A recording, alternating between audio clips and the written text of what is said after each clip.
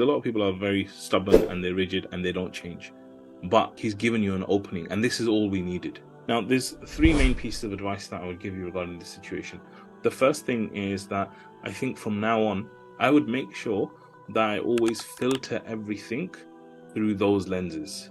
Okay, so what does that mean? That means that before, if you know someone is a certain way, you then give that person benefit of the doubt or make excuses for that person because you know this thing.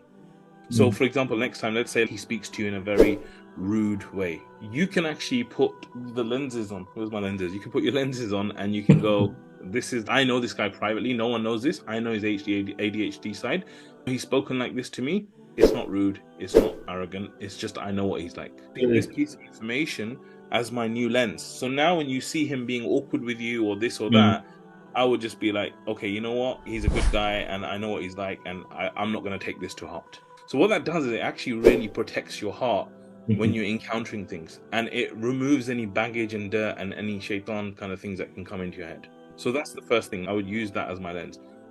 The second thing is that, look, a lot of people, especially top performers and stuff, they know that they've experienced so many people who are all talk. And so now he's got hope for you, but he's only heard you talk.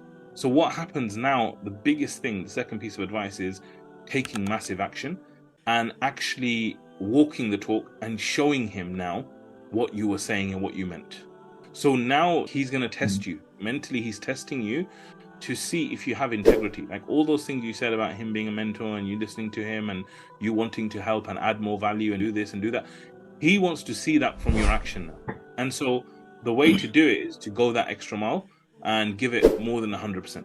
So that it shows him that, look, this guy's not only talk, what he said, he meant. And what that will do is it will show him that you're a person of integrity, and then that will really increase his trust. And this is how a lot of A players, top flyers are, that they perform at the highest levels and they can see everyone else performing at lower levels. But when someone performs at the high levels like them, they will respect it. So the second thing I would say is like that whole action thing and taking action. Less talking, more action and more walking. The third thing I would say is that it's really important that you continue to stay in communication.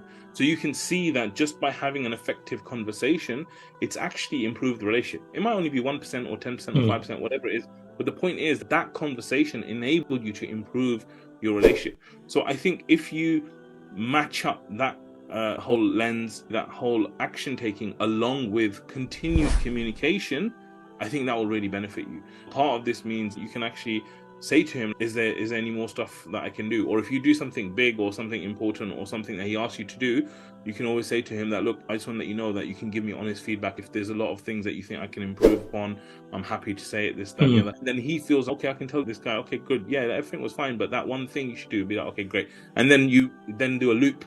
You basically take that thing and then next time you make sure the action on that is amazing. And then you do the same thing, like, how was it this time? And he's like, yeah, that was really good. And then he realizes, oh, that he did this better.